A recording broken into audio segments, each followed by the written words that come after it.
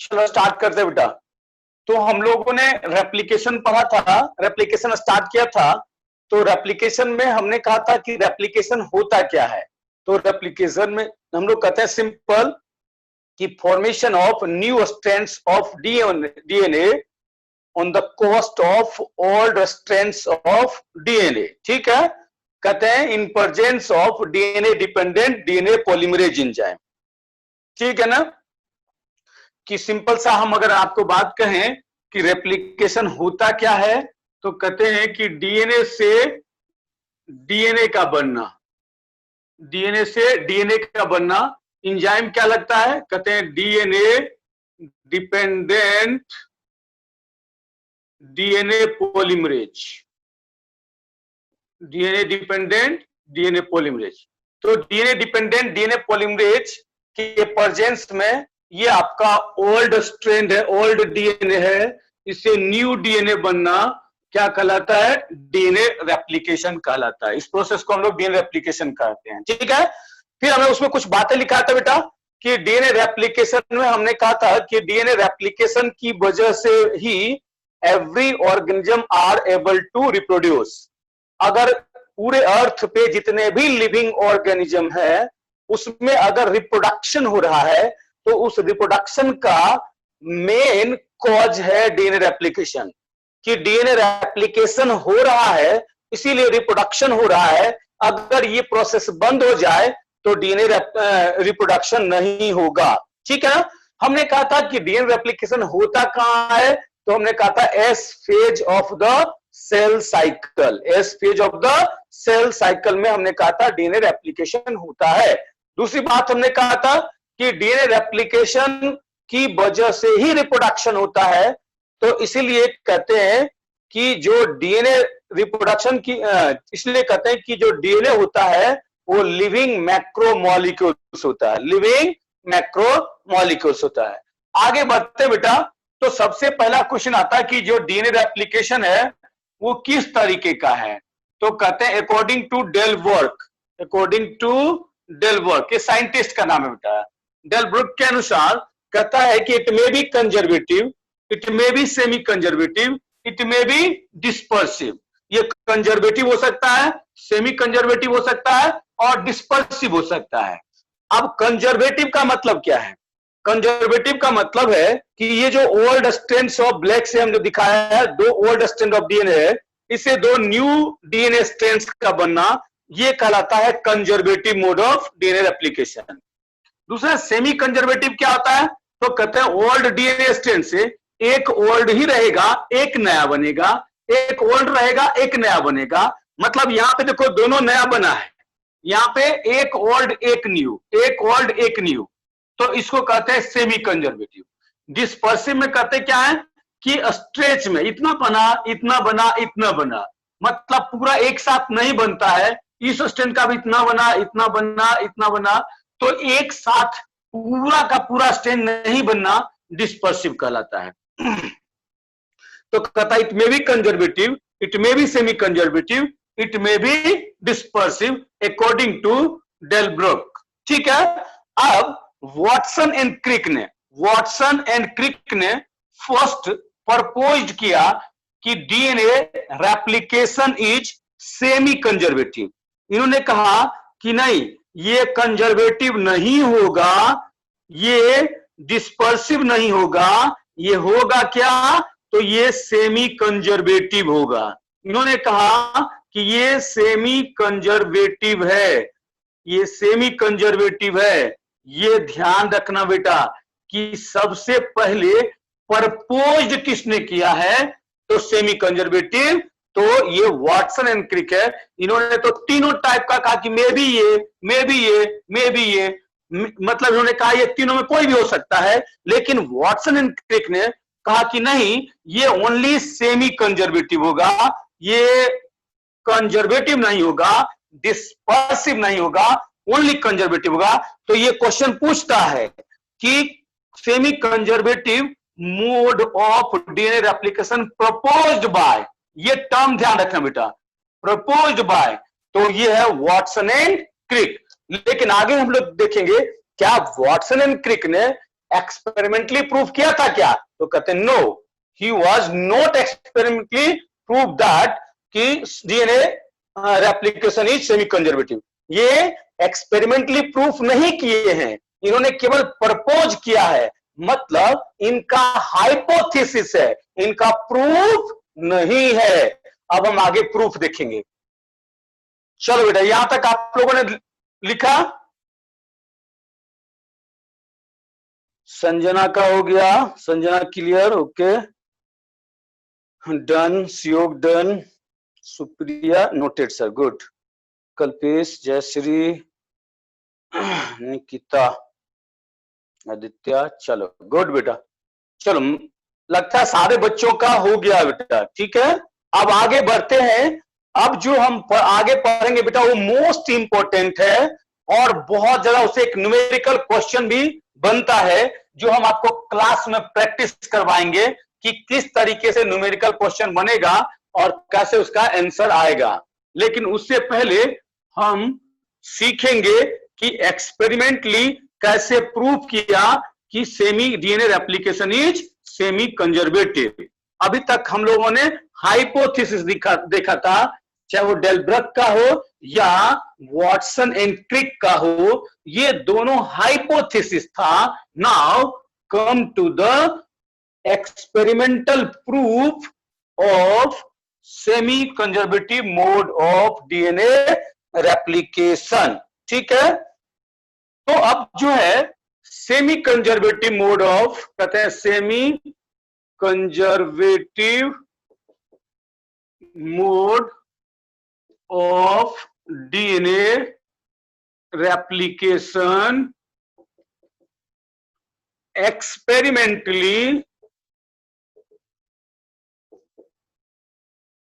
Experimentally proof by, scientist का नाम था बेटा Meselson and Stahl, Meselson and Stahl, Meselson and Stahl ने इन्होंने प्रूफ किया था, ठीक है।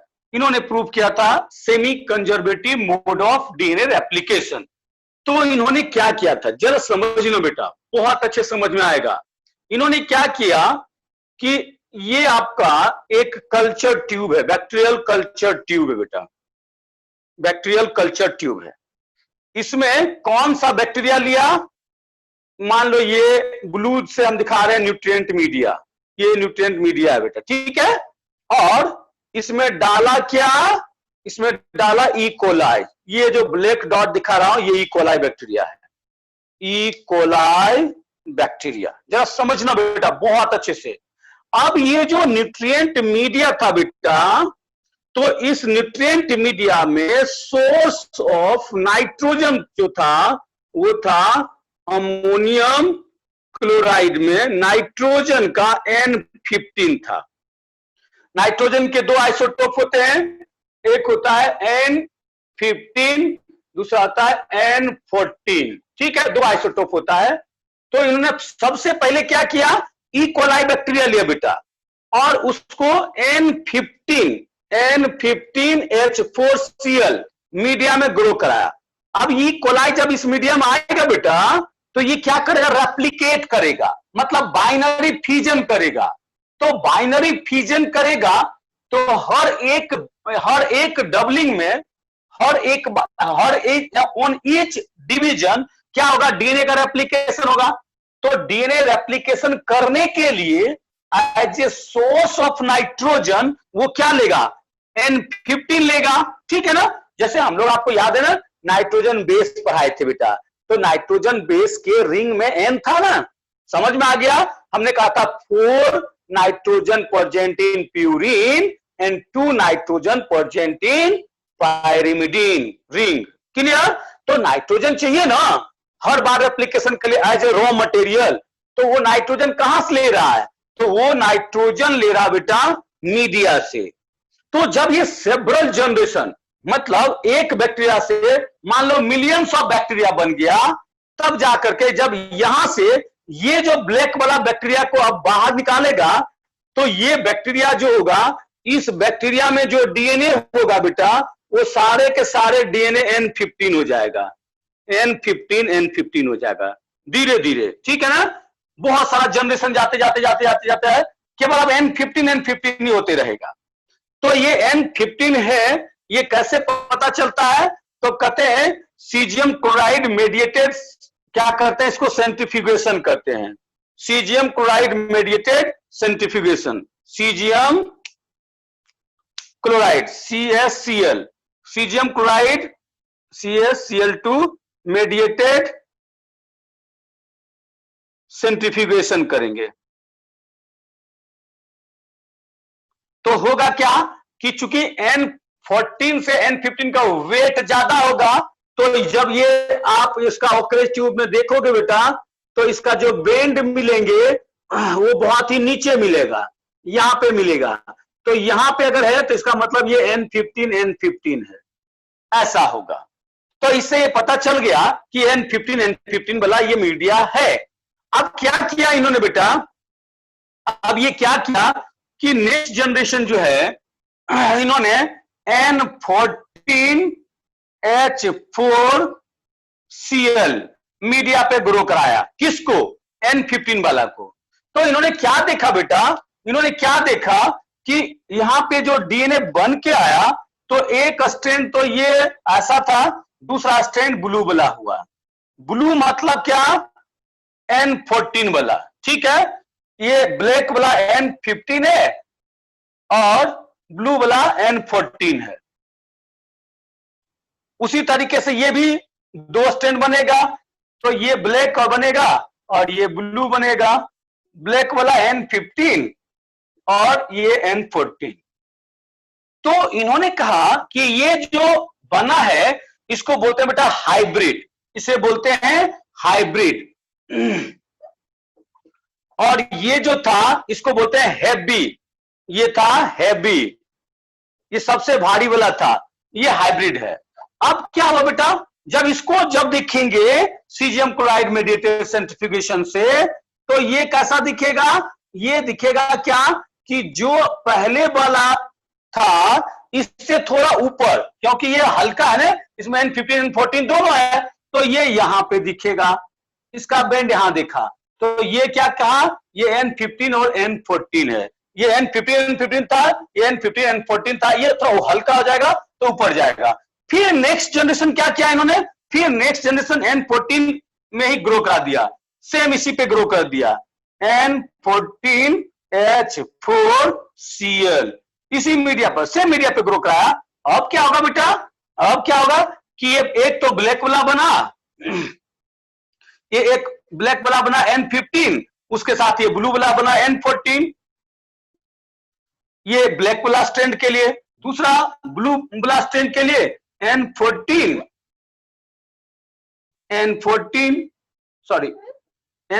और N14 ऐसा बना, ये ब्लू वाला स्ट्रैंड के लिए बना। फिर इधर भी ब्लैक वाला के लिए बनेगा, N15 रहेगा, ये N15 रहेगा, जो पुराना स्ट्रैंड था, नया स्ट्रैंड जो बनेगा वो N14 बनेगा।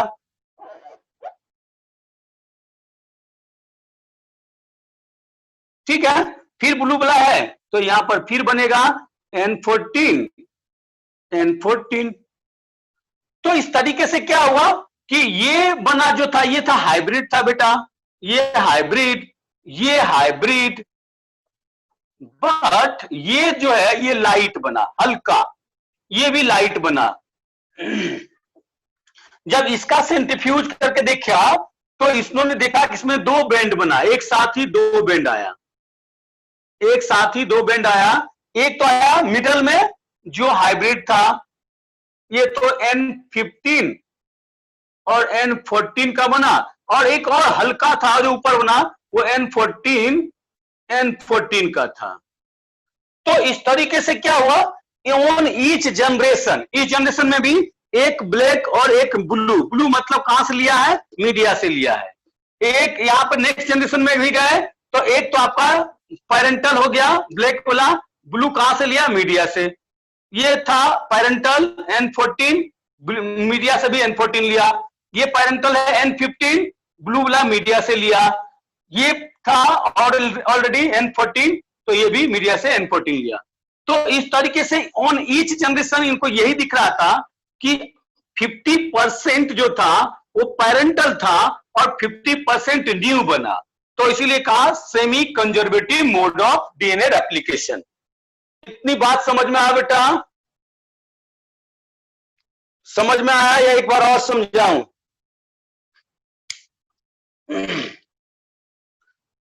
Sir please repeat. आदित्य एक बार समझना बेटा फिर से, ठीक है? आर्यन एक बार फिर से बेटा, ठीक है? समझ में आ जाना चाहिए, बट एक बार फिर से देखो, हमने क्या किया, नेचुरल इक्वलाई लिया, ठीक है? जब नेचुरल इक्वलाई लेंगे ना तो उसमें N14 रहेगा, नेचुरल रहेगा, ठीक है? नेचुरली N14 ही डीएनए में होगा, ठीक है ना? लेकिन हम जब इसको सेवरल जनरेशन तक इसको N15 कंटेनिंग मीडिया पे ग्रो कराएंगे तो क्या होगा कि जैसे देखो यहां 2 ही जनरेशन में N14 आने लगा, क्यों? लिया था N15 और हमने ग्रो करा रहे हैं N14 पे, और इसको हम मिलियन जनरेशन लेके जाएंगे तो क्या होगा, सारे के सारे डीएनए N15 हो जाएगा।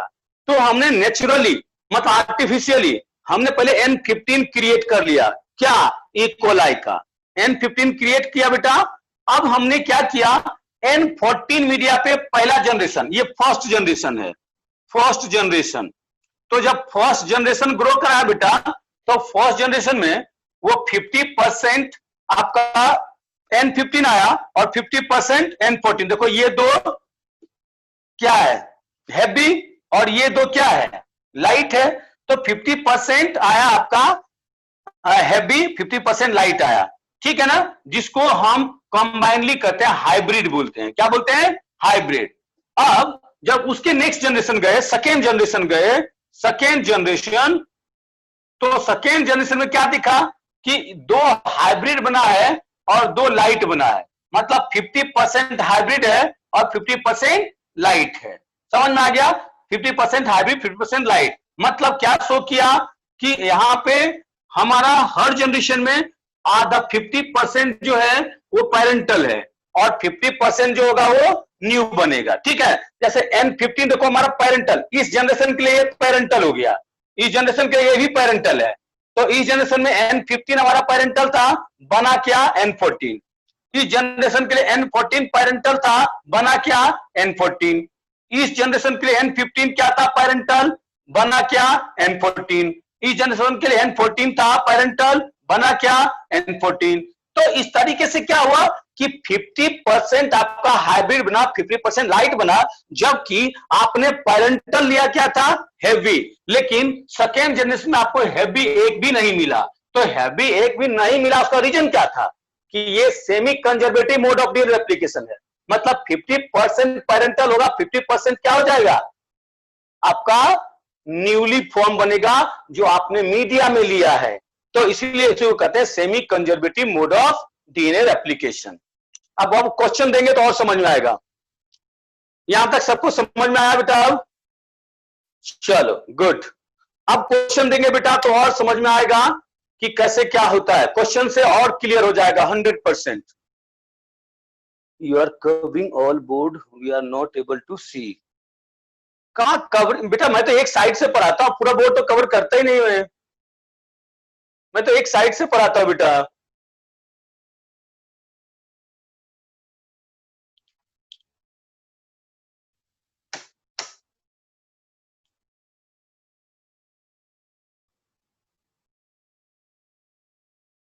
चलो हो गया, सबका डन हो गया?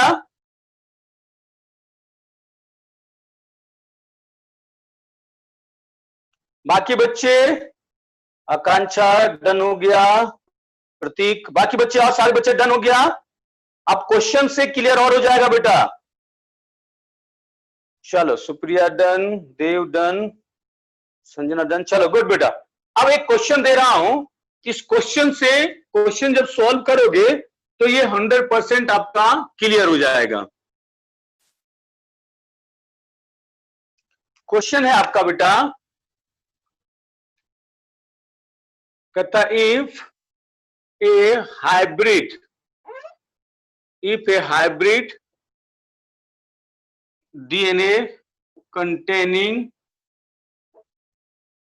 if a hybrid DNA containing E. coli, Escherichia coli grown on two subsequent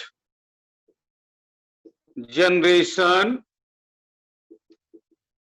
at N14H4Cl media, then find out the percentage of heavy hybrid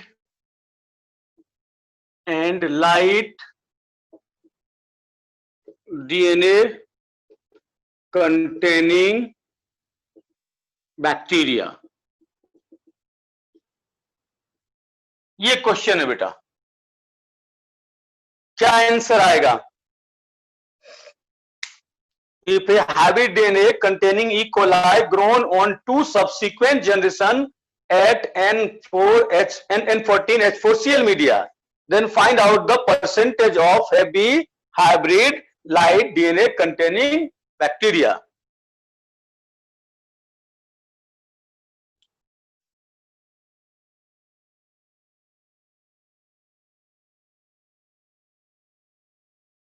बनेगा बेटा, कोशिश जारी है। हैप्पी 0 आर्यन का तो सही लग रहा है, निकिता ट्राई कर रही है, आर्यन का तो सही लग रहा है मुझे। मीतल 50-50, मीतल का लग रहा मुझे थोड़ा गलत लग रहा है, बट देखते हैं, हमें भी पता नहीं है, हमें भी बना करके देखना पड़ेगा। बट टू सब्सिक्वेंट जनरेशन में 50-50 तो नहीं आएगा बेटा। चलो मैं भी कोशिश करता हूं आपके साथ, ठीक है, कोशिश करता हूं। मैंने ऐसे अपने मन से ही क्वेश्चन दिया है और आपके सामने बस वैसे ही सॉल्व करूंगा जैसे मैंने आपको थ्योरी पढ़ाया है। तो थ्योरी क्लियर तो आंसर क्लियर। 0 तो आपने कहा है, वो मुझे भी पता है 0 होगा, बट आगे की कहानी देखते हैं बेटा। हम ऐसे ले रहे हैं, 2 स्टैंड ले रहे हैं, ठीक है। ये हाइब्रिड हमने कहा हाइब्रिड दिया है, मतलब N15 दिया है और N14 दिया है। मीडिया लिया है N14H4Cl, N14H4Cl लिया है, क्लियर। अब जो बनेगा वो किस तरीके से बनेगा? तो ये N15 बना, मीडिया से क्या लेगा? N14, ये मीडिया से लिया N14, ये N14 है, मीडिया से भी क्या बनेगा? N14 बनेगा। ऐसा सीधे सीधी कर रहा हूं बेटा, ठीक है। तो ये आपका ये फर्स्ट जनरेशन हुआ, फर्स्ट जनरेशन, इतना ही लिख रहा हूं, फर्स्ट GN लिख रहा हूं, जनरेशन। लेकिन 2 सब्सिक्वेंट लिखा है, क्वेश्चन में दिया है 2 सब्सिक्वेंट जनरेशन दिया है, तो एक बार और जाएगा किस पे? N14H4Cl मीडिया पे। अब नेक्स्ट जनरेशन में जाएगा तो क्या होगा कि आपका जो पेरेंटल है N15 वो तो बनेगा ही, वो तो रहेगा ही। नया जो बनेगा वो N14 बनेगा, ऑलरेडी N14 है, बनेगा भाई क्या? N14 बनेगा। ये ऑलरेडी N14 है, बनेगा भी क्या? N14 बनेगा। ये ऑलरेडी N14 है, बनेगा भी क्या? N14। तो आपका ये कितने डीएनए है? 1 2 3, 3 डीएनए हो गया लाइट, 3 डीएनए लाइट, और एक क्या है? ये है हाइब्रिड। तो आप लोगों ने कहा था हैप्पी 0 बनेगा, तो हैप्पी 0 ये एकदम आंसर करेक्ट था। लेकिन हाइब्रिड कितना बना है? हाइब्रिड बना आपका 25%, और सॉरी हाइब्रिड, हाँ 25%, और लाइट कितना बना? लाइट बना 75%। ये आपका आंसर हो गया। 0 25 75 हीतल क्लियर। अच्छा, बाकी बच्चे, बाकी बच्चों को समझ में आया बेटा? मित्तल क्लियर हो गया, प्रांजल क्लियर हो गया, Sanket clear, Samiksha clear, Atharv done, Supriya clear, Akanksha clear, बाकी सारे बच्चों को क्लियर हो गया, क्रिस्टल क्लियर, स्मृति क्लियर। चलो गुड बेटा। चलो गुड। तो आपको समझ में आया बेटा जो हमने सेमी कंजर्वेटिव मोड बताया था, वो समझ में आया? चलो एक क्वेश्चन और प्रैक्टिस करते बेटा, इस बार आप सब सही करोगे, ठीक है? इस बार सारे बच्चों को आंसर चाहिए, ठीक है? एक क्वेश्चन और।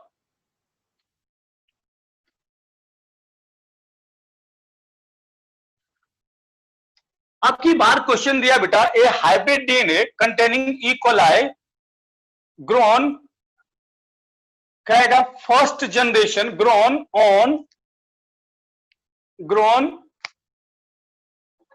इन फर्स्ट जनरेशन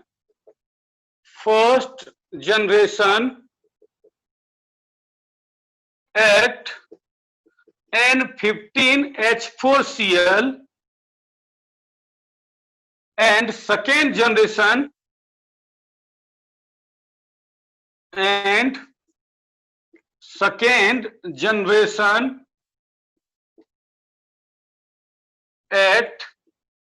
यहां पे 8 है, ठीक है, at N14H4Cl media, then find out the percentage of heavy, hybrid और light DNA containing। अब बताओ बेटा,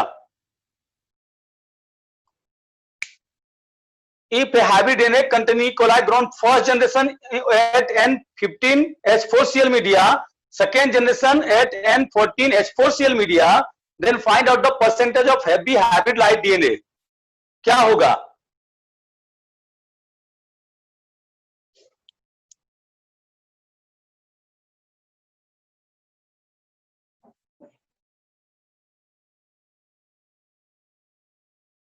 जीरो 25 75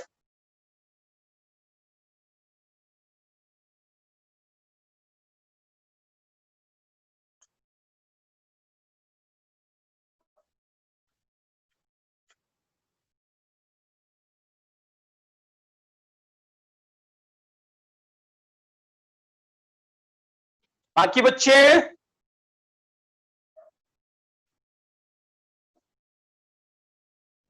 1 light 3 hybrid मतलब 75 25, हेवी 0 50 50, स्मृति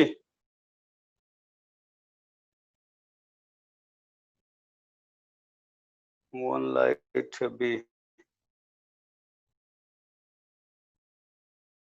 चलो मिला लो बेटा, आंसर क्या होगा, देखते हैं आंसर क्या होगा। अब इसमें भी हाइब्रिड डीएनए लिया है, मतलब N15 N14 लिया है।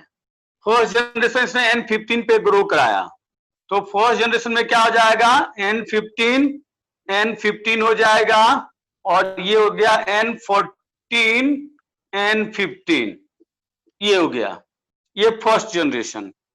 सेकेंड जनरेशन इसने करा N14 पे, सेकेंड जनरेशन करा N14 पे, तो ये क्या हो गया, N15 पैरेंटल है, बनेगा क्या, N14। ये N15 है पैरेंटल, बनेगा क्या, N14। ये ऑलरेडी N14 है ही, बनेगा क्या, N14। ये N15 है ही, बनेगा क्या, N15। Clear, sorry N14। तो आपको बात क्लियर हो गया, ये आपका हाइब्रिड हो गया, ये हाइब्रिड हो गया, ये लाइट हो गया, और ये हाइब्रिड हो गया, हैवी 0। तो हैवी हो गया answer, heavy 0, light 25%, hybrid 75%। This is the answer.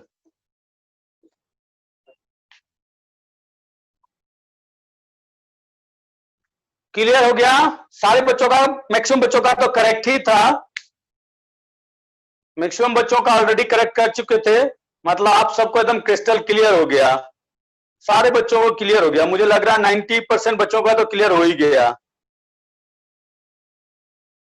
Clear हो गया ना बेटा? आप ऐसा क्वेश्चन देगा बना दोगे, ये प्रीवियस एम्स का पूछा हुआ क्वेश्चन है बेटा, एक बार एम्स में ऐसा क्वेश्चन पूछा था।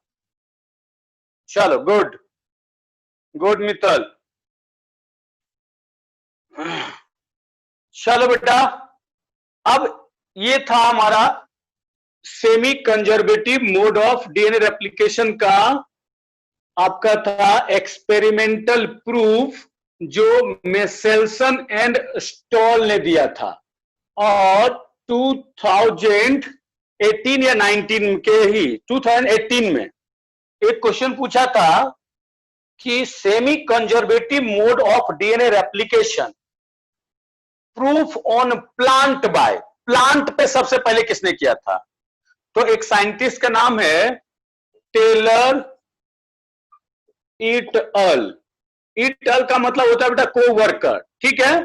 टेलर इट अल इन्होंने एक प्लांट लिया था, उसका नाम था वीसिया फावा। तो कहते हैं रूट ऑफ वीसिया फावा, जिसको आप कहते हो फ्रेंच बीन बोलते बेटा, इसको बोलते हैं French bean, FR, French bean बोलते हैं, ठीक है ना।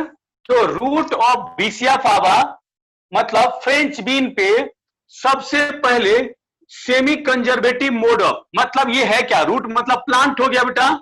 ध्यान से क्वेश्चन यही पूछा था कि प्लांट पे सबसे पहले semi conservative mode of replication किसने से किया था? तो टेलर इटल ने रूट ऑफ वीसिया फावा पे कहते हैं ट्राई रेडिएटेड थाइमिडीन, ठीक है, try radiated thymidine, try radiated thymidine मतलब H3, जो थाइमिडीन में हाइड्रोजन था उसको H3 से कर दिया था। तो ट्राई रेडिएटेड थाइमिडीन को लेकर के प्रूफ किया था, proof semi conservative mode of DNA replication,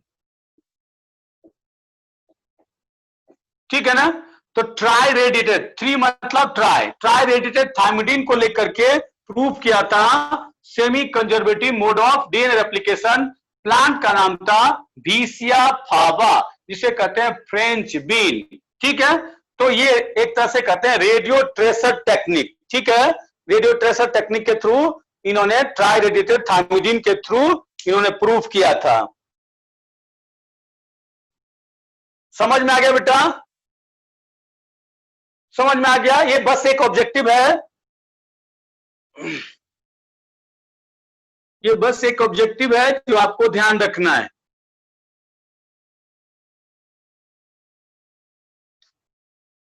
यहां पर H3 थाइमिडीन भी लिख सकते थे, ठीक है ना। हमने केवल ट्राई रेडिएटेड के लिए ऐसे H3 यहां पर थाइमिडीन भी लिख सकते हो। तो ये एक ऑब्जेक्टिव के लिए आपको ध्यान रखना है कि प्लांट पे सबसे पहले किसने किया है? टेलर इट अल ने। हो गया बेटा सबका? अब हम लोग असली आएंगे बेटा मैकेनिज्म या steps involve in DNA replication. अब असली आएंगे, असली मुद्दे पे आएंगे जो सबसे इंटरेस्टिंग होगा और सबसे यूनिक तरीके से होगा। डन हो गया ना सबका? डन हो गया बेटा? डन सारे बच्चे? रिमूव करने जा रहा हूं, हटाने जा रहा हूं इसको।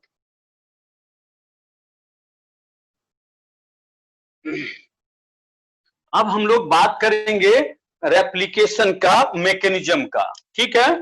हम कहते हैं मैकेनिज्म या स्टेप्स ऑफ डीएनए रेप्लिकेशन,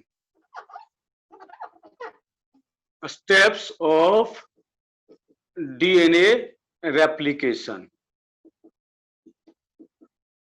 बहुत अच्छे समझ में आएगा बेटा, थोड़ा सा कंसंट्रेट करना, और मैं आपको एकदम कोड से पढ़ाऊंगा जिससे आपके ब्रेन में एकदम सेट हो जाएगा, और आज के लिए परमानेंट सेट हो जाएगा।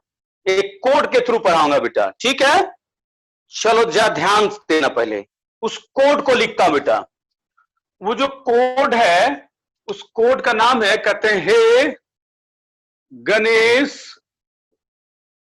प्राइमरी पुलिस लॉ, ये कोड है बेटा, ठीक है। इस कोड को याद रखोगे तो आपको बहुत इजीली बेटा आपको समझ में आएगा, ठीक है। हे गणेश प्राइमरी पुलिस लॉ, ये कोड है बेटा, ठीक है। अब समझना जरा ऐसा इसको, ये हे से है, हे का मतलब है हेलिकेज, हे का मतलब है हेलिकेज, हेलिकेज इंजाइम है, आपको बताएंगे बेटा। गणेश का मतलब बेटा गायरेज, बहुत अच्छे समझ में आएगा, गायरेज, ये गायरेज इंजाइम। प्राइमरी का मतलब बेटा है प्राइमेज है, ये है प्राइमेज, प्राइमेज। और पोलिस का मतलब है पोलिमरेज, इसका मतलब है पोलिमरेज है। और ला का मतलब है लाइगेज, इसका मतलब है लाइगेज। तो इंजाइम क्या हो गया, हेलिकेज, गायरेज, प्राइमरेज, पोलिमरेज, लाइगेज। अब हम चूंकि डीएनए रेप्लिकेशन पढ़ रहे हैं बेटा, तो इसके आगे लगाएंगे डीएनए, तो बन जाएगा डीएनए हेलिकेज। इसके आगे लगाएंगे डीएनए तो बनेगा डीएनए गायरेज। लेकिन एक एक्सेप्शन है, वो है यहां पे, ये है आरएनए, आरएनए, आरएनए प्राइमेज, या आप इसको इस तरह से भी लिखते हैं आरएनए, आरएनए प्राइमेज होता है, ठीक है। और ये डीएनए पॉलीमरेज हो जाएगा और ये डीएनए लाइगेज हो जाएगा। तो एक के आगे आपका आरएनए प्राइमेज लगेगा और बाकी सब के आगे डीएनए लग गया। तो हे Ganesh primary police law enzyme हो गया DNA helicase, DNA gyrase, RNA primase, DNA polymerase, DNA ligase. पहले इतनी बात समझ में आया बेटा, कोड समझ में आया, मीनिंग समझ में आया कि नहीं आया, एकदम क्लियर, एकदम बहुत अच्छे से क्लियर होगा बेटा। ये कोड नहीं गड़बड़ होना चाहिए, बस इतना ध्यान रखना, कोड नहीं गड़बड़ होना चाहिए। और ये कोड अगर आपको याद हुआ तो समझ लो कि पूरा डीएनए रेप्लिकेशन जो बहुत बड़ा हुआ है बेटा, बहुत बड़ा हुआ, मतलब लोगों को समझना बहुत टफ जाता है, आपके लिए सबसे इजीएस्ट हो जाएगा। आज के बाद आपको बहुत इजी लगेगा। तो हमने पहला कहा हे गणेश प्राइमरी पुलिस लॉ, हे से हेलिकेज, आगे लगा दिया डीएनए, इंजाइम बन गया डीएनए हेलिकेज। दूसरा है गायरेज, गणेश से हो गया गायरेज, आगे लगा दिया डीएनए, हो गया डीएनए गायरेज। नेक्स्ट है प्राइमरी, है प्राइमरी से प्राइमेज हो गया, आगे लगा दिया आरएनए, तो हो गया आरएनए प्राइमेज। फिर पोलिस का मतलब पोलिमरेज, आगे लगा दिया डीएनए, डीएनए पोलिमरेज।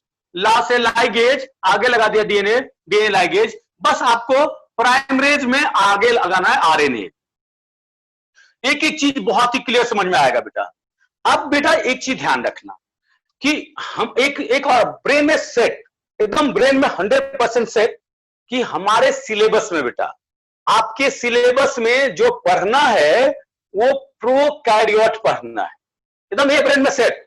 आपके सिलेबस में पढ़ना क्या है, प्रोकैरियोट, मतलब prokaryotic DNA replication, prokaryotic transcription, prokaryotic translation, prokaryotic gene expression, सब कुछ प्रोकैरियोट पढ़ना है। हमारे सिलेबस में यूकैरियोट पढ़ना नहीं है, ये बात पहली बात दिमाग में रखना। तो जो भी क्वेश्चन पूछा जाएगा अगर उसमें मेंशन नहीं है प्रोकैरियोट यूकैरियोट, तो आपको समझना है कि ये तो प्रोकैरियोट ही पूछ रहा होगा, वहां इंतजार नहीं करना है कि तो दिया ही नहीं, ये सोच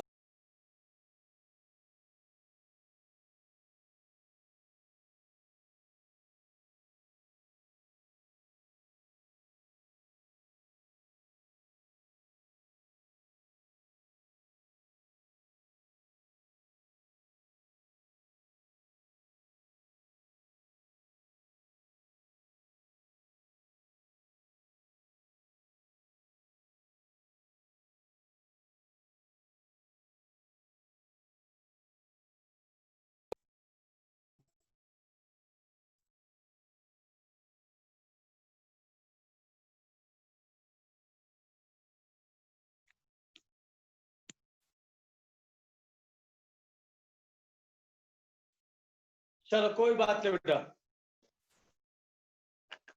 चलो आप समझना बेटा। तो आपको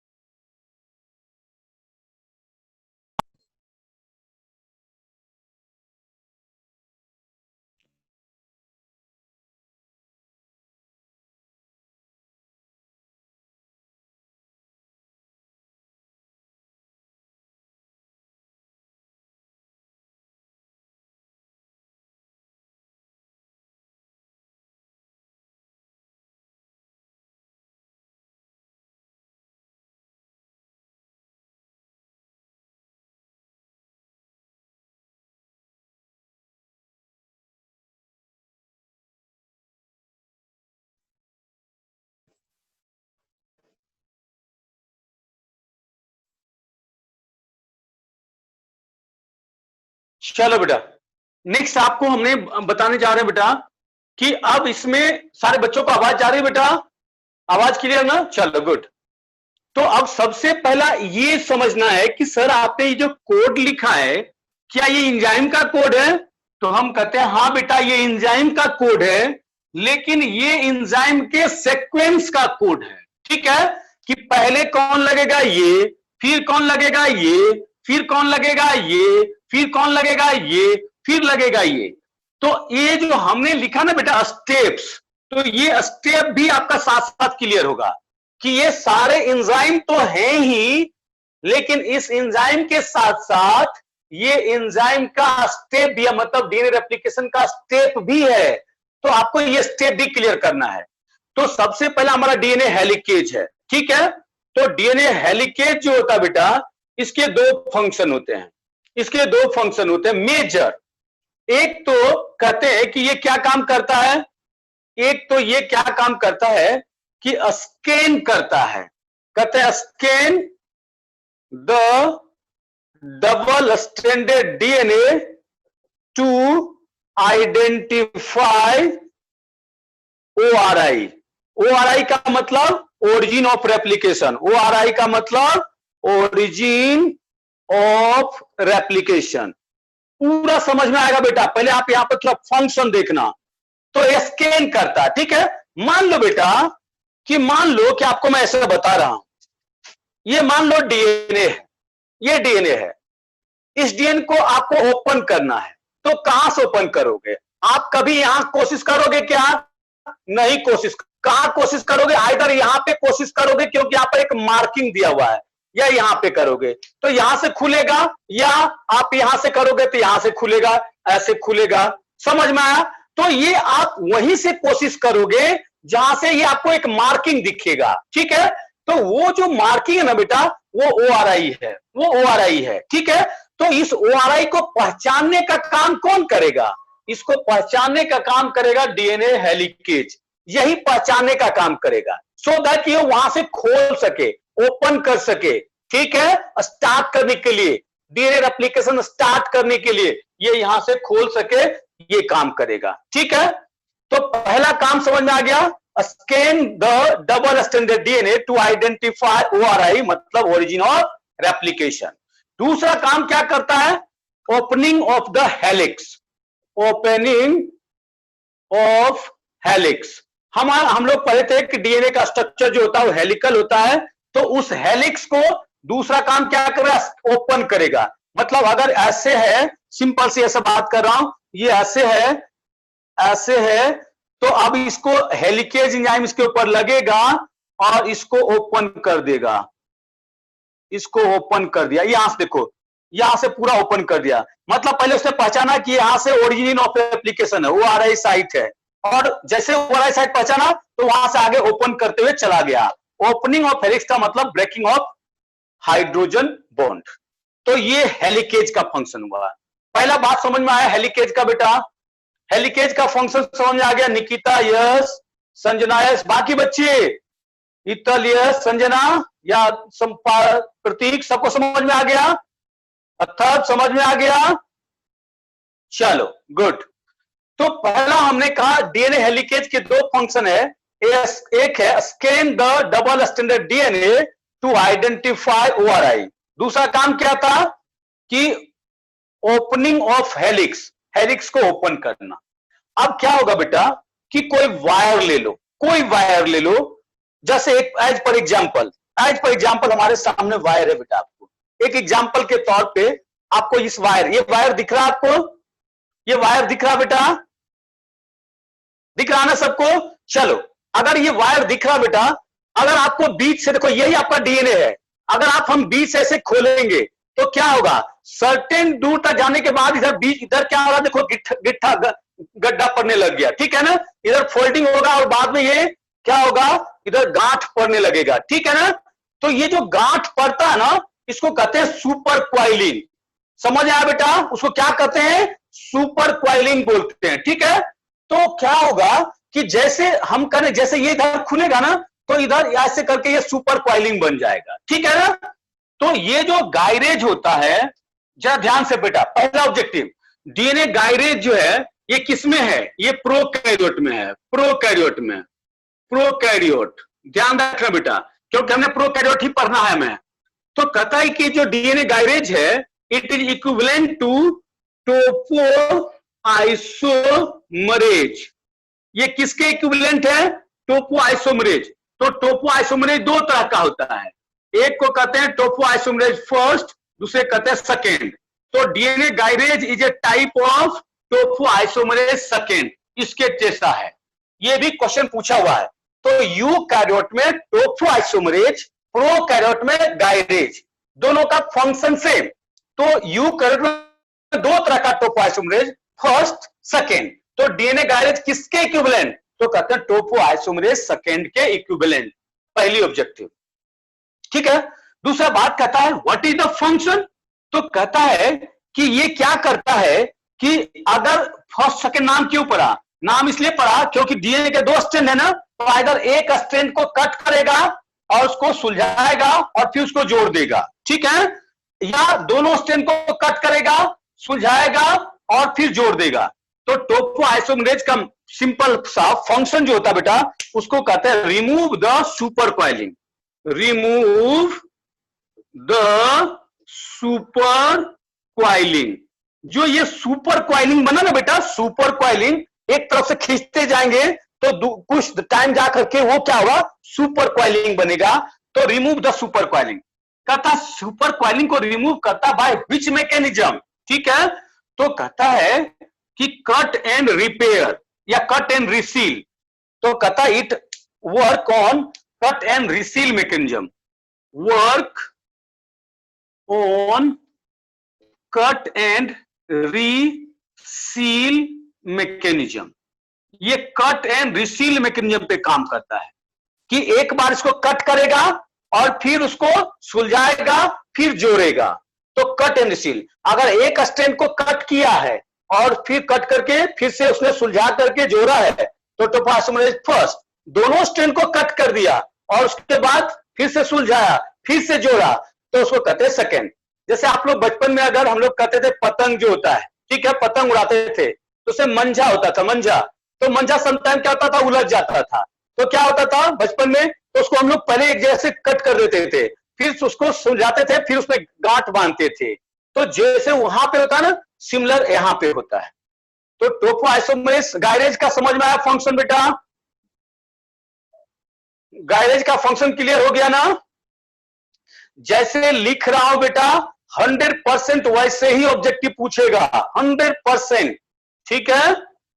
चलो, तो हमने कहा topo isomerase second is equivalent to DNA gyrase. काम क्या? Remove the super coiling. कैसे रिमूव करेगा? By cut and रिसील।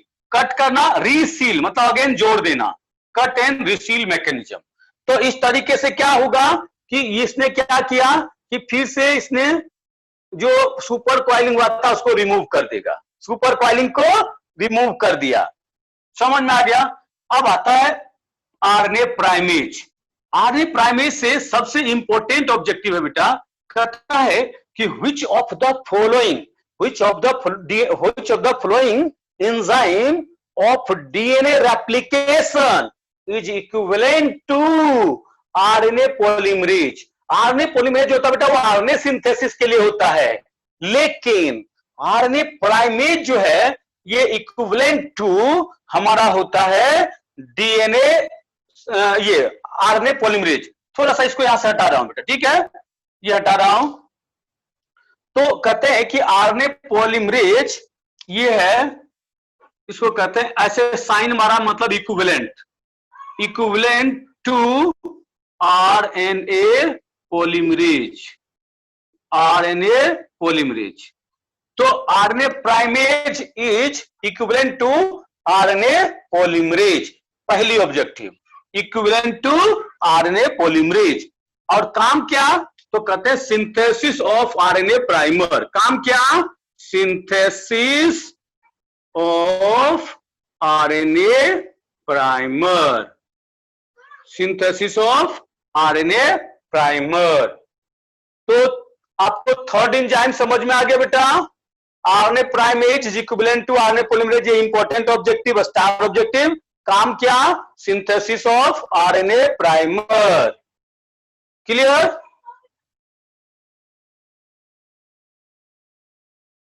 सारे बच्चों को क्लियर हो गया बेटा? चलो, अब ये जो डीएनए पॉलीमरेज है बेटा, ये 3 तरह का होता है। डीएनए पॉलीमरेज यहां से नीचे ले जा रहा हूं बेटा, डीएनए पॉलीमरेज होता है ये 3 तरह का होता है।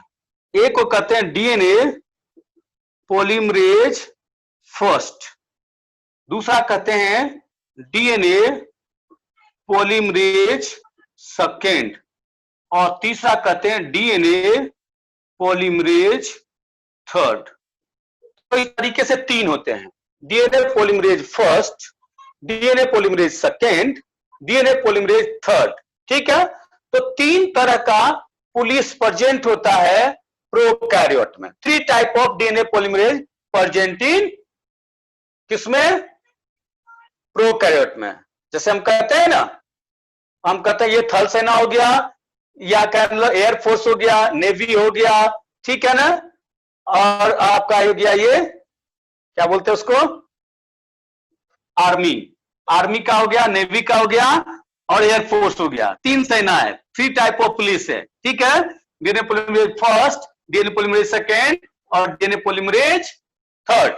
3 टाइप ऑफ डीएनए पॉलीमरेज होते हैं बेटा, ये ब्रेन में सेट करना है।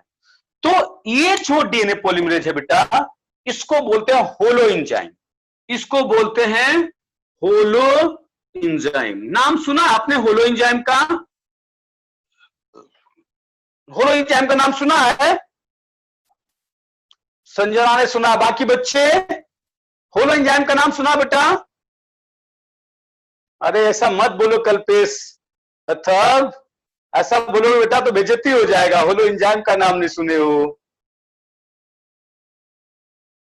मित्तल, यस, सारे बच्चे ने नाम सुना होगा बेटा, आपको याद नहीं आ रहा होगा। कहते हैं यूनिट ऑफ एंजाइम को कहते हैं holo enzyme, unit of enzyme is called holo enzyme, और holo enzyme is equal to होता है apo enzyme plus cofactor, apo enzyme plus cofactor को हम लोग कहते हैं होलो एंजाइम, और इसको कहते हैं unit of, functional unit of enzyme is called holo enzyme, ये फंक्शनल यूनिट होता है। तो कहने का मतलब यहां पे क्या है कि एंजाइम तो तीनों है, लेकिन सबसे इंपॉर्टेंट एंजाइम है यही आपका डीएनए रेप्लिकेशन में हेल्प जाएगा। ठीक है, बाकी इन दोनों का बहुत छोटा छोटा फंक्शन है, समय आने पे काम करेगा, अदरवाइज नहीं। इसको कहते हैं बेटा कॉर्नबर्ग एंजाइम। सबसे पहले कॉर्नबर्ग इन साइंटिस्ट थे, इन्होंने देखा था, इसको ऑब्जर्व किया था, तो कॉर्नबर्ग एंजाइम कहते हैं, Kornberg enzyme. DNA polymerase first is called Kornberg enzyme.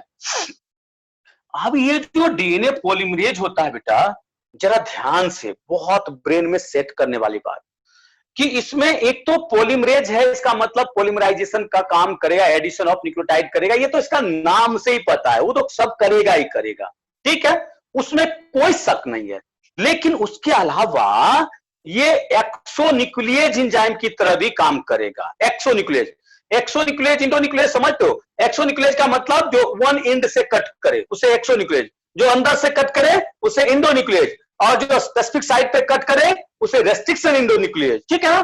तो एक्सोन्यूक्लियेज, तो सबसे पहला इसमें फंक्शन आता है पॉलीमरेज। तो पॉलीमरेज में कहते हैं कि 5 प्राइम टू 3 प्राइम डायरेक्शन में, डायरेक्शन पॉलीमरेज करेगा। ये भी और ये भी 5 प्राइम टू 3 प्राइम की डायरेक्शन ऑफ पॉलीमराइजेशन जो होगा वो 5 प्राइम टू 3 प्राइम, सबको याद होगा। अच्छा, आप कोई बता सकते हो क्यों बेटा? बहुत आपको कहा था याद रखने के लिए, क्यों ऐसा होगा बेटा?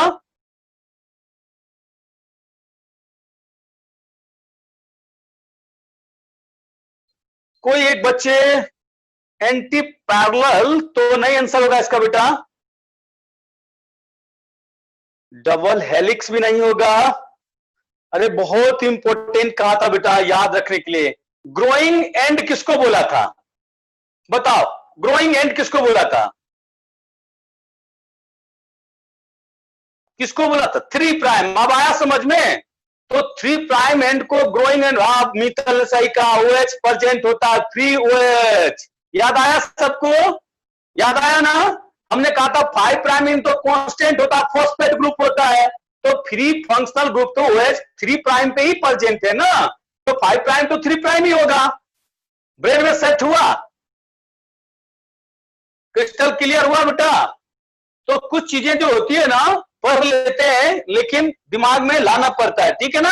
हमने पढ़ा था कि 3 प्राइम एंड को ग्रोइंग चेन कहेंगे क्योंकि OH प्रेजेंट होगा, तो ऑलवेज 5 प्राइम टू 3 प्राइम होगा, क्योंकि 3 प्राइम पे ही OH ग्रुप है, 5 प्राइम पर तो है ही नहीं, तो कहां जाएगा? डायरेक्शन 5 प्राइम टू 3 प्राइम होगा, ठीक है। दूसरी बात कहता बेटा एक्सोन्यूक्लियेज, एक्सोन्यूक्लियेज एंजाइम। तो एक्सोन्यूक्लियेज में जरा ध्यान रखना बेटा कि जो डीएनए पॉलीमरेज होता है इसमें दोनों तरह का एक्सोन्यूक्लियेज होगा। 5 प्राइम टू 3 प्राइम भी होगा और 3 प्राइम टू 5 प्राइम भी होगा, दोनों तरह का, मतलब दोनों एंड से। मतलब सिंपल करने का मतलब क्या है कि मान लो ये आपका एक डीएनए है, ये 5 प्राइम है, ये 3 प्राइम है, ये 3 प्राइम है, 5 प्राइम है, तो इधर से भी कट कर सकता है और इधर से भी कट कर सकता है, दोनों तरफ से कट करे। तो दोनों तरफ से कट करने का काम एक ही तो यही है, इसमें होता है। इसमें ओनली 3 प्राइम टू 5 प्राइम होगा, इसमें भी ओनली 3 प्राइम टू 5 प्राइम होगा। एक यही है बेटा जिसमें 5 प्राइम टू 3 प्राइम होता है। तो कहता है ऐसा क्यों? तो इसको एक काम एडिशनल दिया जाता है, इसको एक एडिशनल फंक्शन होता है। कहता है इसको प्राइमर, जो आरएनए है, आरएनए ने बनाया है, आरएनए पॉलीमरेज है, आरएनए प्राइमर बनाया है, तो ये आरएनए इन ओरिजिन है, तो डीएनए के साथ आरएनए नहीं रह सकता, ठीक है।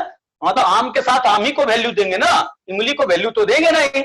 यहाँ तो इमली है, आरएनए मतलब क्या? इमली, तो आम के साथ आम होगा, आम के बराबर आम।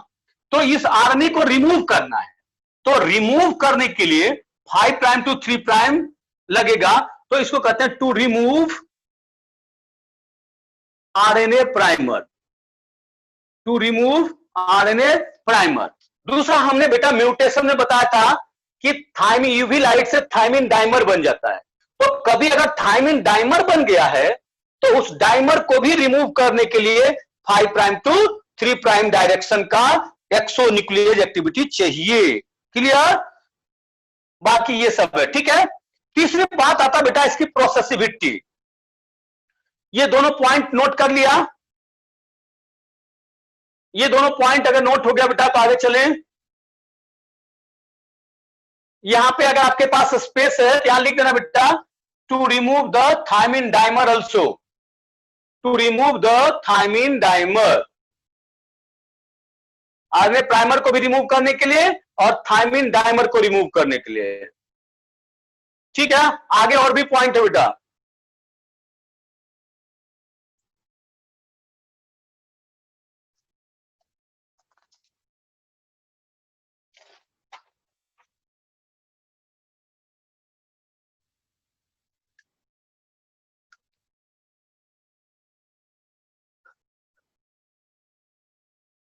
यहां पे लास्ट पॉइंट यही बोला बेटा कि जो एक्सोन्यूक्लियेज एक्टिविटी होगा ना वो 5 प्राइम टू 3 प्राइम और 3 प्राइम टू 5 प्राइम ये डीएनए पॉलीमरेज फर्स्ट में होगा। इसमें ओनली 3 प्राइम टू 5 प्राइम होगा, इसमें ओनली 3 प्राइम टू 5 प्राइम होगा।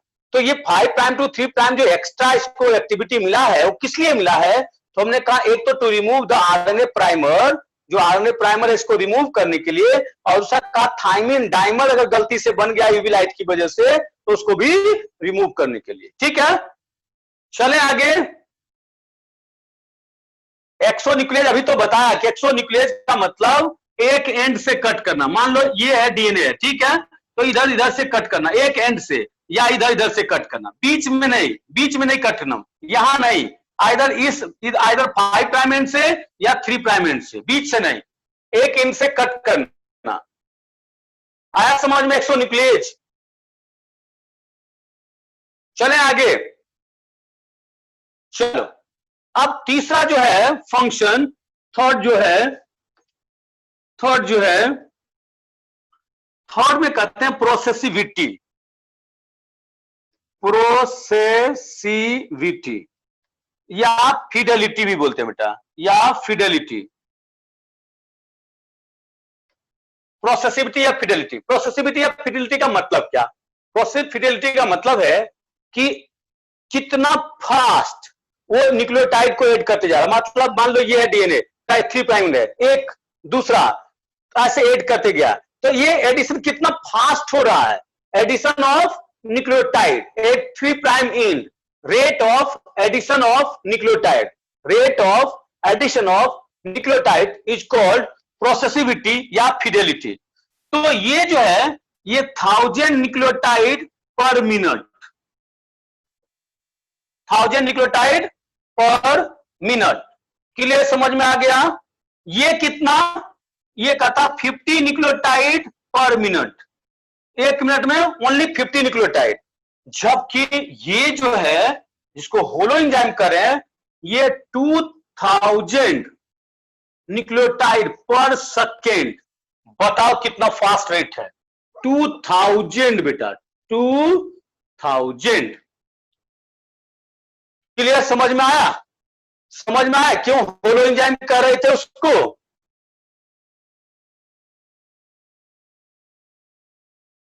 एकदम क्लियर। तो ये था डीएनए पॉलीमरेज से रिलेटेड कंसेप्ट था कि डीएनए पॉलीमरेज 1 को क्या कहते हैं, डीएनए पॉलीमरेज 3 को क्या कहते हैं, डीएनए पॉलीमरेज 2 आपका पॉलीमरेज एक्टिविटी क्या होगा, एक्सोन्यूक्लियेज एक्टिविटी क्या होगा, प्रोसेसिविटी या फिडेलिटी क्या होगा। ठीक है, या इसको रेट ऑफ पॉलीमराइजेशन भी कर सकते हैं। ठीक है, डन हो गया सबका? डन बेटा, बढ़े आगे। चलो आगे बढ़ते हैं। नेक्स्ट जो है, नेक्स्ट हमारा है डीएनए लाइगेज। ठीक है,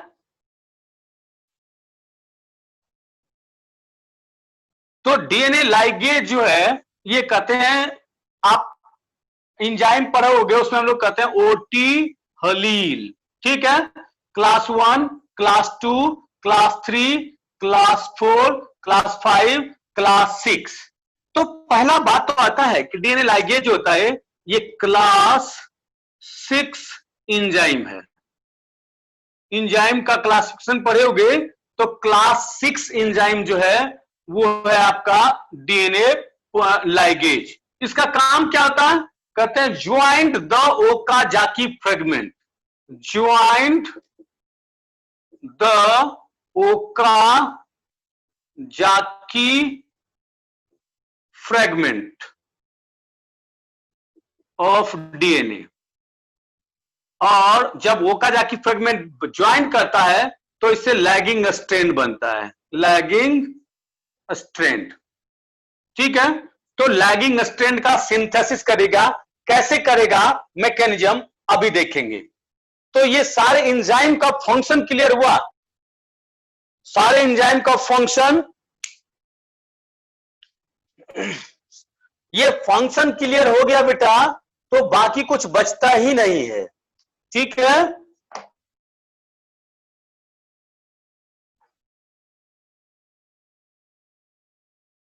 चले अब ओकाजाकी पढ़ाएंगे बेटा, OKKAZAKI, ठीक है, पढ़ाएंगे अभी। इसको हटाऊं सबको, यही मेन है बेटा। अब तो आपको सेकंड नहीं लगेगा कि आपको समझ में आ जाएगा, ये मेन था, ये आपको समझ में आ गया। तो अब आपको जब मैं डायग्राम से समझाऊंगा तो बहुत अच्छे से समझ में आएगा कि क्या क्या हमने बोला है और कैसे कैसे स्टेप मूव करता है। ज्यादा कोई लिटरेचर लिखने की जरूरत नहीं है।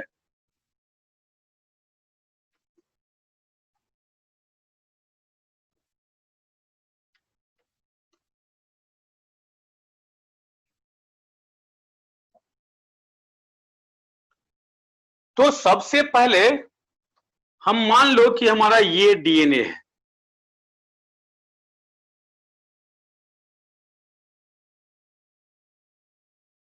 ये डीएनए था बेटा, ठीक है। तो इसमें सबसे पहला काम क्या है? पहला काम होता है, फर्स्ट वर्क है identification of ORI, identification of ORI, ठीक है। सेकेंड स्टेप क्या होता है? सेकेंड स्टेप कहते हैं unwinding, unwinding of DNA helix, DNA helix. और दोनों काम कौन कर रहा था? दोनों काम कर रहा था डीएनए हेलिकेज। अब क्या हुआ बेटा, ये डीएनए है, इस पे आपका एंजाइम लगेगा डीएनए हेलिकेज, डीएनए हेलिकेज। जब डीएनए हेलिकेज पे लगेगा तो ये डीएनए हेलिकेज ये मूव करते हुए, एकदम अच्छे से समझना, हम सब कुछ पढ़ चुके हैं, फटाफट होगा यहां पे। ये हमारा डीएनए था, ये मान लो कि ये डीएनए हेलिकेज है। अब ये डीएनए हेलिकेज ऐसे मूव करते चलेगा, यहां से ये कहता है क्लैंप टाइप ऑफ प्रोटीन है, जैसे ये है ना, ये देखो ये क्लैंप है, ये डीएनए है, तो ये डीएनए ये क्लैंप है, तो क्लैंप टाइप ऑफ प्रोटीन है जो इस पे स्लाइड करता है, किसके ऊपर? डीएनए के ऊपर। तो ये डीएनए के ऊपर स्लाइड करते करते करते जैसे ही ये यहां पहुंचा तो यहां था ओआरआई रीजन, ओआरआई रीजन। कहोगे सर ओआरआई रीजन कैसे पहचाना, क्या था वहां पे? सब तो एटीजीसी ही होता है डीएनए में, वहां पर एक्स्ट्रा क्या था?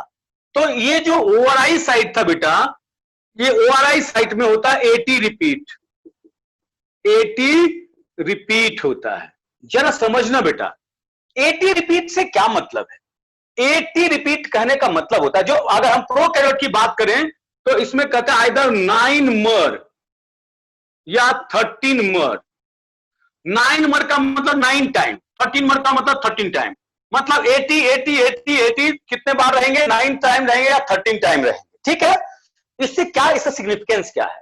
तो जहां हम सब जानते हैं ए और टी के बीच में कितने हाइड्रोजन बॉन्ड, कितने हाइड्रोजन बॉन्ड ए और टी के बीच में?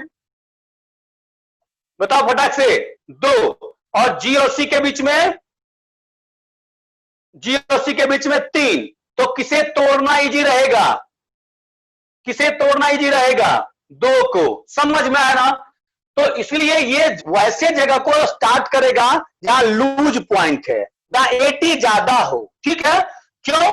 क्योंकि ये जो डीएनए हेलिकेज होता है बेटा, इसको एटीपी चाहिए, इसको एटीपी चाहिए, ये एटीपी के प्रेजेंस में काम करता है। तो कितना कम एटीपी लगा के कितना इजीली ओपन कर ले, इसका पर्पस यही है कि कम एनर्जी लगा करके हम इजीली ओपनिंग कर ले, ये इसका पर्पस है। तो इसलिए ये एटी को पहचानेगा। मान लो जैसे ही ये अब ये यहां से मूव करते हुए यहां पे आया तो ये ओआरआई इसको मिल गया, जैसे मिलेगा खुश हो जाएगा, वाह मिला मुझे, ये खुश हो गया कि एटी मुझे एटी रिपीट मिला, मतलब यही ओरिजिन ऑफ एप्लीकेशन है। तो अब क्या करेगा, ये यहां से ओपनिंग करना स्टार्ट करेगा, ये यहां से ओपनिंग स्टार्ट करेगा, ये ऐसे ओपनिंग स्टार्ट कर देगा, ये ओपनिंग स्टार्ट करे, यहां से दोनों स्ट्रैंड को खोल दिया, ठीक है। तो ये जो दोनों स्ट्रैंड खुले हैं बेटा, ये जो दोनों स्ट्रैंड खुले हैं, तो खुलने के बाद कहता है एक फॉर्क लाइक स्ट्रक्चर बना। तो इस पॉइंट को कहते हैं रेप्लिकेशन फॉर्क, इसको कहते हैं रेप्लिकेशन फॉर्क।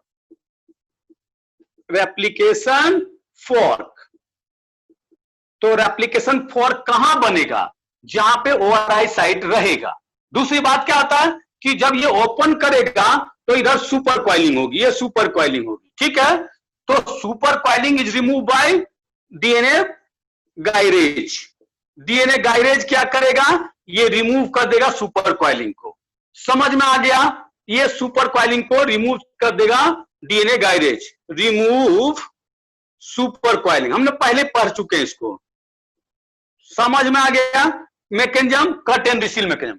अब जैसे ये ओपन हुआ बेटा, अब यहां पर थोड़ा ध्यान रखना कि ये जो ओपन हुआ, चूंकि ये स्ट्रैंड और ये स्ट्रैंड दोनों क्या है? कॉम्प्लीमेंट्री है। तो पहले ये ऐसे था, अब ये ऐसे हुआ, लेकिन ये ऐसे रहना नहीं पसंद करेगा। क्यों? क्योंकि इसका कॉम्प्लीमेंट्री यहां पर है, कॉम्प्लीमेंट्री बेस पेयर यहां पे है, तो फिर से क्वाइल होना चाहेगा। लेकिन आपको क्वाइल होने नहीं देना है, तो आपको क्या चाहिए? एक एडिशनल प्रोटीन चाहिए, उसे कहते हैं single stranded DNA binding protein. Single stranded DNA binding protein. तो अब यहां पे क्या होगा कि बहुत सारा single stranded DNA binding protein ये आपका अपना हाथों से इसको पकड़ के खींचेगा इधर, ऐसा बहुत सारा प्रोटीन आ जाएगा। इसको पकड़ के खींचेगा।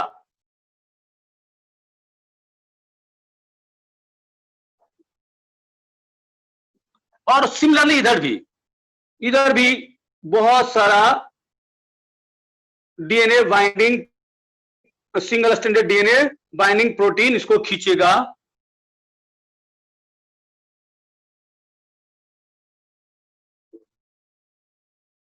इसको इधर खींचेगा, ये इधर खींचेगा, ये इधर खींचेगा, इसको ये इधर खींचेगा।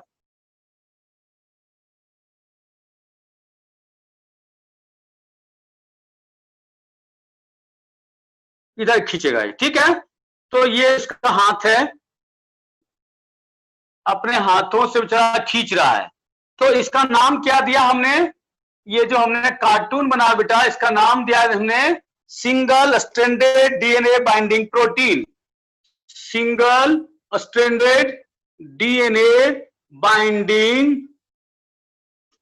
Protein. Single stranded DNA binding protein. कहता है व्हाट आर द फंक्शन? तो पहला काम हो गया कि to prevent the recoiling of DNA, ये दोनों स्ट्रैंड को रिक्वाइल होने नहीं देगा। दूसरा काम क्या होता है कि एक्सोन्यूक्लियेज इंडोन्यूक्लियेज जो एंजाइम बात कर रहे थे, ये it protect from the nuclease enzyme, ये न्यूक्लियेज एंजाइम से प्रोटेक्शन भी देगा। इसके दो फंक्शन, एक तो हमने कहा prevent recoiling of DNA, prevent recoiling of DNA. दूसरा क्या हम क्या कहा? Protect from nuclease enzyme, nuclease enzyme, nuclease enzyme से प्रोटेक्शन करेगा। दो फंक्शन। लेकिन ये डीएनए बाइंडिंग प्रोटीन है बेटा, ये एंजाइम नहीं है, इसलिए हमारे कोड में इसकी जिक्र नहीं था। ध्यान से, ये क्या है? Single stranded DNA binding protein. दो काम, prevent recoiling of DNA, protect from nuclease enzyme. ये पूरा घेर लेगा, इसको छेक लेगा, तो एंजाइम बैठेगा कहां पे? एंजाइम को जगह ही नहीं देगा उसको। समझना? एंजाइम को उसके एक्टिव साइट में जाने ही नहीं देगा, स्ट्रैंड को तो जाने नहीं देगा। तो क्या होगा? ये इसको कट नहीं कर पाएगा। क्लियर? अब क्या होगा कि जब ये आपका बाइंड कर गया तो हे गणेश जी काम कर गए, हेलिकेज काम कर गया, गणेश काम कर गया। अब आता प्राइमरी पुलिस। अब प्राइमेज, तो आरएनए प्राइमेज जो था बेटा वो प्राइमर लगाएगा। एक प्राइमर लगाएगा इधर से, दूसरा प्राइमर लगाएगा इधर। प्राइमर का डायरेक्शन इधर 5 प्राइम होगा, इधर 3 प्राइम होगा, इधर भी 5 प्राइम होगा, इधर 3 प्राइम होगा। तो ये ग्रोइंग चेन होगा, ये ग्रोइंग चेन होगा। ठीक है। ये जो आपका पेरेंटल स्ट्रैंड होगा ये 3 प्राइम होगा, ये 5 प्राइम होगा, ये 3 प्राइम होगा, ये 5 प्राइम होगा, ये पेरेंटल स्ट्रैंड है। अब ये जो प्राइमेज था, ये यहां पर आरएनए प्राइमर लगाया, ये क्या है, ये है आरएनए प्राइमर, आरएनए प्राइमर है। तो ये आरएनए प्राइमर यहां पे लग गया, ये भी क्या है, आरएनए प्राइमर। तो आरएनए प्राइमर का एडिशन होगा, एक इधर 3 प्राइम से और दूसरा फ्रॉम रेप्लिकेशन फॉर्क के साइड से। डायरेक्शन एक इस तरफ होगा, एक इस तरफ होगा। अब क्या होगा कि ये प्राइमर जो है ये एडिशन करना स्टार्ट करेगा, किसका, न्यूक्लियोटाइड का। कैसे, जैसे अब मान लो यहां पर एडेनिन है, यहां पर थाइमिन है, यहां पर गुआनिन है, यहां पर साइटोसिन है, तो कंप्लीमेंट्री बेस पेयर लाना स्टार्ट करेगा, कंप्लीमेंट्री बेस पेयर। तो एडेनिन के जो कंप्लीमेंट्री होगा वो थाइमिन होगा। तो यहां पर एक चीज और ध्यान रखना बेटा, एक आता है activation of nucleotide, activation of nucleotide. तो एक्टिवेशन ऑफ न्यूक्लियोटाइड में क्या करेगा, जैसे एएमपी है तो एएमपी पे H3PO4 लगेगा और इसको कन्वर्ट कर देगा एटीपी पे। जीएमपी है, इस पे H3PO4 लगेगा जीटीपी।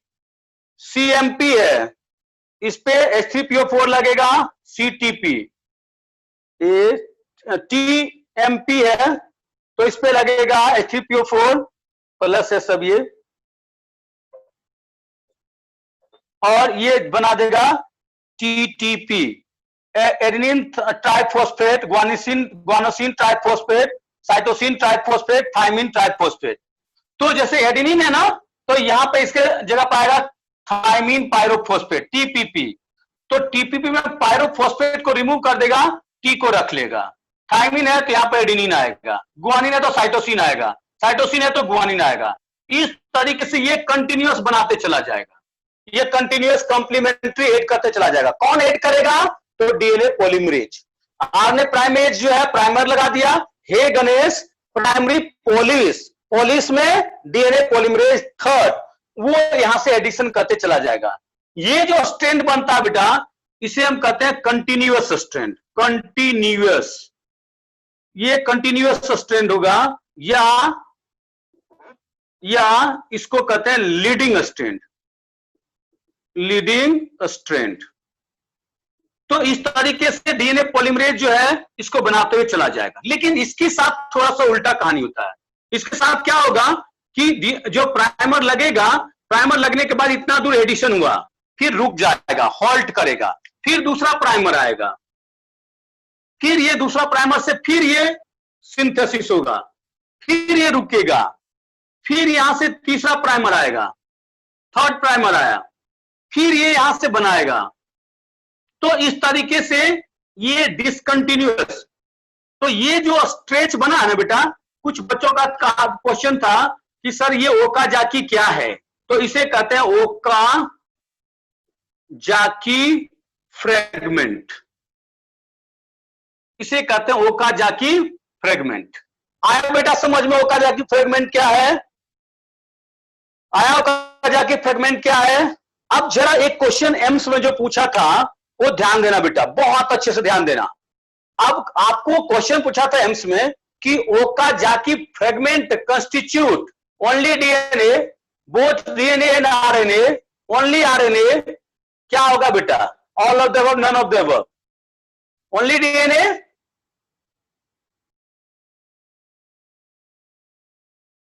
बाकी बच्चे ओनली डीएनए। हीतल ने सही कहा डीएनए एंड आरएनए। अरे आपको दिख रहा है बेटा, आपको दिख रहा है, हमने ब्लैक से प्राइमर बनाया, आरएनए प्राइमर बनाया, आरएनए प्राइमर बनाया, ब्लू से डीएनए है, दो कलर आपको दिख रहा है, एक ब्लैक दूसरा blue, black blue, black blue. तो Okazaki fragment constitute both DNA and RNA. Clear, समझ में आया बेटा, ध्यान से, ये क्वेश्चन एम्स का पूछा हुआ है।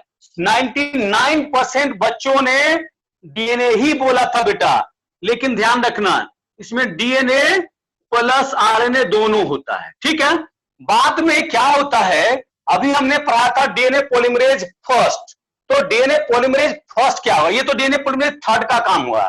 डीएनए पॉलीमरेज फर्स्ट में हमने कहा था कि 5 प्राइम टू 3 प्राइम एक्सोन्यूक्लियोटाइड एक्टिविटी होता है, तो ये 5 प्राइम से कट करके रिमूव करना स्टार्ट कर दिया, ये रिमूव कर दिया, ये रिमूव कर दिया, ये रिमूव कर दिया, ये रिमूव कर दिया, 5 प्राइम से रिमूव कर देगा। और रिमूव करने के बाद डीएनए पॉलीमरेज फर्स्ट का एक और काम करना है, फिल द गैप। अब यहां पे जो गैप है उसको भी भरेगा, इधर जो गैप है उसको भी भरेगा, उसको भी भरेगा, इसको भी भरेगा, तो गैप को भी भरेगा। समझ में आया? तो पहले तो ओकाजाकी, अभी भी इसको ओकाजाकी बोलेंगे, लेकिन स्टार्टिंग में भी ओकाजाकी बोलते थे, ठीक है ना। तो अब ये जो 1 स्ट्रैंड, 2 स्ट्रैंड, 3 स्ट्रैंड, ये तो कंटिन्यूअस एक ही बार में बन ही गया है, इसमें ब्रेकिंग नहीं है। तो इन दोनों को लाइगेट करने के लिए जो एंजाइम आता है वो डीएनए लाइगेज आएगा, डीएनए लाइगेज को जोड़ देगा, डीएनए लाइगेज को जोड़ देगा, और भी जितने फ्रेगमेंट हो गए सबको जोड़ देगा। तो जोड़ने के बाद जो ये स्ट्रैंड बना है, इस स्ट्रैंड को बोलते हैं लैगिंग स्ट्रैंड, इसे ही बोलते हैं लैगिंग स्ट्रैंड या डिसकंटिन्यूअस। डिसकंटिन्यूअस, ये तो कंटिन्यूअस बना था, ये डिसकंटिन्यूअस बना। तो लैगिंग स्ट्रैंड या डिसकंटिन्यूअस, कंटिन्यूअस स्ट्रैंड या लीडिंग स्ट्रैंड। तो ये आपका डीएनए पॉलीमरेज सेकंड के थर्ड के बाद फर्स्ट के बाद डीएनए लाइगेज। तो डीएनए लाइगेज आपका ये ज्वाइन कर देगा, आपका दोनों स्ट्रैंड्स बनके तैयार हो गया। ये नया स्ट्रैंड है और ये भी नया स्ट्रैंड है। ये भी देखो 5 प्राइम टू 3 प्राइम है, ये भी 5 प्राइम टू 3 प्राइम है। तो इसलिए हमने कहा था कि सारे स्ट्रैंड जो होंगे वो 5 प्राइम टू 3 प्राइम डायरेक्शन में होते हैं। तो आया बेटा समझ में यहां तक? अगर एंजाइम का फंक्शन सब क्लियर है तो इसको समझना बहुत टफ नहीं। हाँ बेटा, हाँ ओके।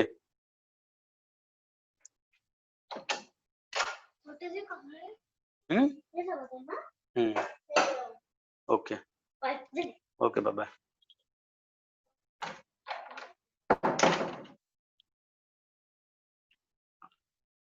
क्लियर हो गया बेटा? स्मृति क्लियर हो गया? बाकी बच्चे, सारे बच्चे क्लियर हो गया? सबका फंक्शन बेटा याद रहेगा तो अब बहुत ज्यादा टफ नहीं जाएगा, बहुत इजीली हो जाएगा। और इससे एक भी क्वेश्चन आपका बाहर नहीं जाएगा बेटा।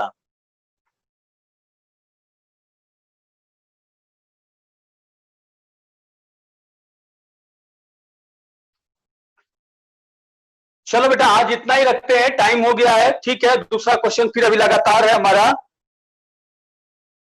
ठीक है बेटा। आप लोग आसानी से नोट कर लो। चलो ओके।